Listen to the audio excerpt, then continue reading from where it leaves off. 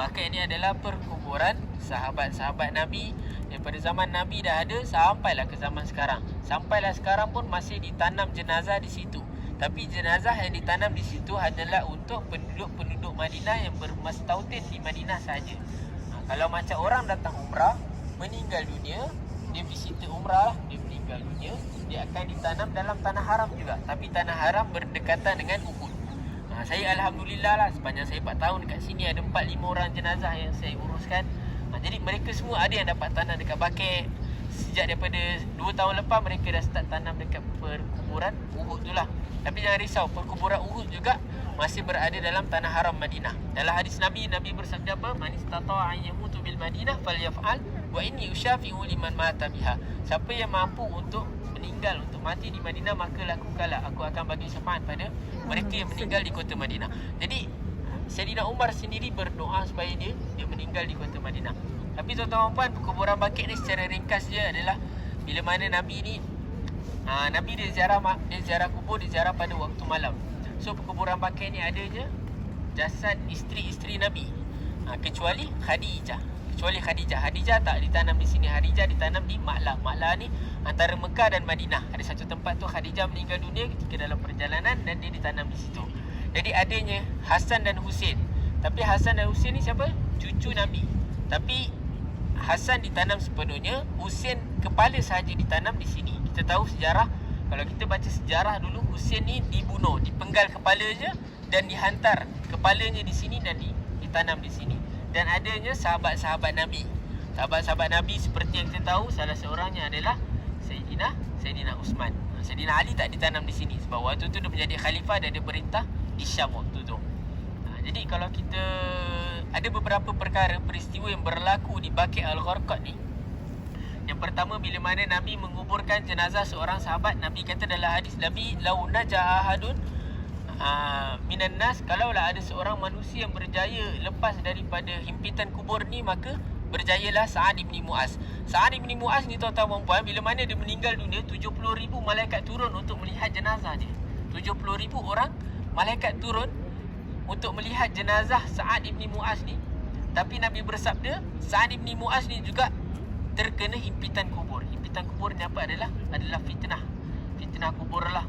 Sebab itulah dalam doa kita, bila mana kita habis, sebelum kita bagi salam dalam tahiyat kita berdoa, Allahumma inni na'udzubika min azabi jahannam wa min azabil qabr wa min fitnatil mahya wal mamat wa min syarri fitnatil masiihid dajjal. Itu doa yang Nabi ajar.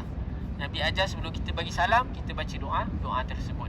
Okey, kemudian di Baqi' ni juga Nabi biasa dia tak ziarah perkuburan Baqi', dia tak ziarah waktu siang, dia akan ziarah waktu malam. Waktu malam sampai Aisyah dia pernah ikut Nabi. Dia tengok Nabi keluar malam-malam, dia seorang isteri, dia rasa syak wasangka pada Nabi. So dia ikut Nabi, tengok Nabi pergi ke Baqi'. So Baqi' ni tuan-tuan puan, jemaah wanita dilarang masuk lah. Dilarang masuk ke dalam Baqi'. Dan Baqi' ni bagi jemaah lelaki ni ada 2 waktu saja, selepas subuh dan selepas asar kalau nak masuk dalam tu. Perkuburan Baqi' ni juga dia tak ada nama. Dia tak ada macam okey ni kubur siapa, tak ada. Kalau kat Malaysia kita ada batu nisan, kat sini tak ada batu nisan. So dia hanya letakkan batu saja. Kita tak tahu tu kubur siapa. Tapi yang belah-belah depan tu adalah kubur sahabat-sahabat Nabi lah. Okey. Jadinya masih okey lagi kalau saya sambung sikit cerita tentang kewafatan Nabi, boleh? Sebab kita jarang dengar tentang kewafatan Nabi ni. Jadi dekat sinilah kita nak dengar kisah-kisah tentang Nabi. Sebab ada para tabi'in mengatakan dengan mengenali sejarah ni akan bertambah iman. Dengan kita tahu sejarah tentang Islam, kita akan bertambah iman. Jadi tuan-tuan dan puan, Nabi SAW ni dia duduk di Madinah ni, saya cakap tadi, selama 10 tahun. Pada tahun ke-10 tu, Nabi ni dia ajak sahabat-sahabat dia pergi menunaikan haji. Ini adalah haji wada, haji yang terakhir. Jadinya bila mana dalam perjalanan tu menunaikan haji tahun Zulhijjah. So bila mana perjalanan menunaikan haji tu, Nabi bersabda pada sahabat-sahabat dia, Nabi kata, khuzu anni manasikakum, ambillah daripada aku manasik ni, manasik haji lah. Syafi'u liman dia kata. Kemudian dalam hadis tersebut dia kata, Nabi kata dia takut tahun depan tak jumpa lagi. Ini orang kata poin yang pertama, hint yang pertama Nabi bagi pada sahabat-sahabat. Dia kata ikut macam mana aku menunaikan haji. Jadi waktu tu sahabat tak perasan sebab sahabat-sahabat dia terlalu gembira. Nabi ni pertama kali dia pergi haji, menunaikan haji selepas pembukaan kota Mekah. Jadi ketika mana Nabi nak bergerak ke Mekah tu, menunaikan haji di Mekah, so Nabi bawa 100 ekor unta. 100 ekor unta, dan kemudian pada ketika mana Nabi menunaikan khutbah, kita tahu Arafah ada khutbah, maka turunlah wahyu yang terakhir.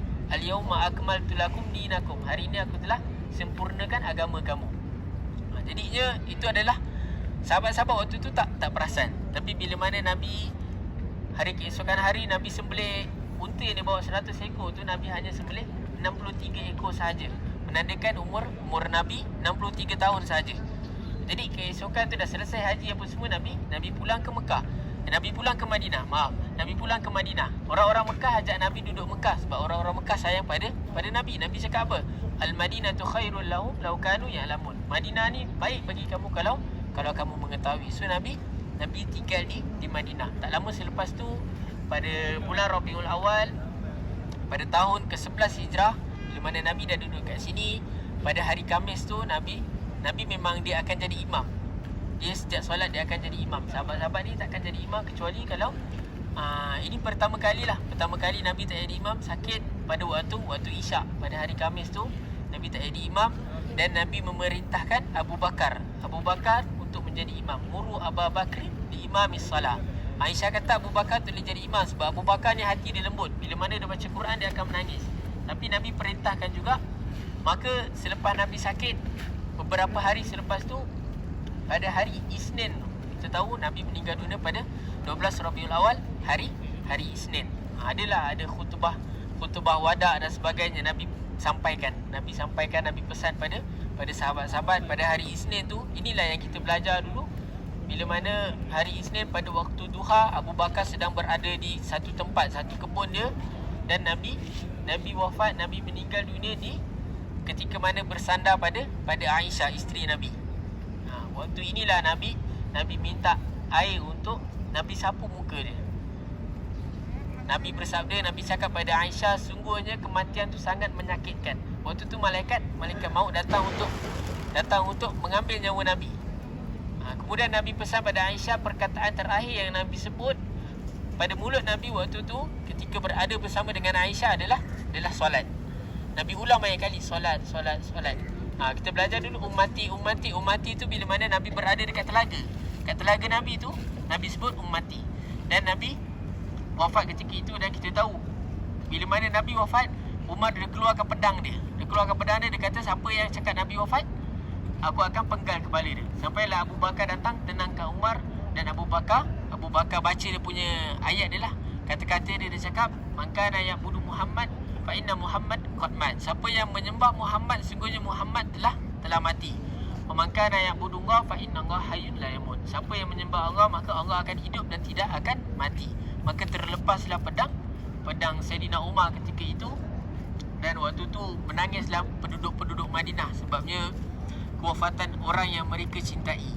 Jadi di Saqifah Bani Sa'idah itulah berlakunya pemilihan khalifah selepas Nabi. Jadi Nabi pergi ni, kita tahu Bilal bin Rabah ni dia cinta pada Nabi. Kita tahu macam mana Bilal diseksa, Nabi lepaskan Bilal dan sebagainya. Bilal bin Rabah bila mana Nabi meninggal dunia, dia nak azan waktu zuhur tu. Nabi meninggal dunia waktu duha, dia nak azan waktu zuhur tu. Bila sampai pada kalimat hayya 'alas salah, Bilal bin Rabah ni dia pingsan. Dia jatuh.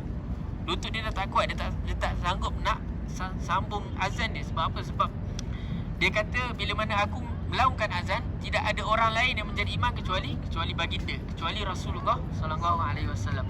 Jadi dia minta izin untuk dia berhijrah ke Syam.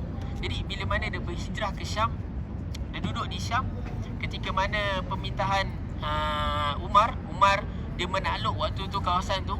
Umar suruh Bilal azan, tapi Bilal tak nak. Umar suruh juga. Umar kata, aku khalifah, aku perintahkan kau azan. Jadi Bilal azan, dan waktu tu Bilal tak kuat juga untuk teruskan azan. Tapi beberapa tahun selepas tu Bilal ni datangi mimpi lah.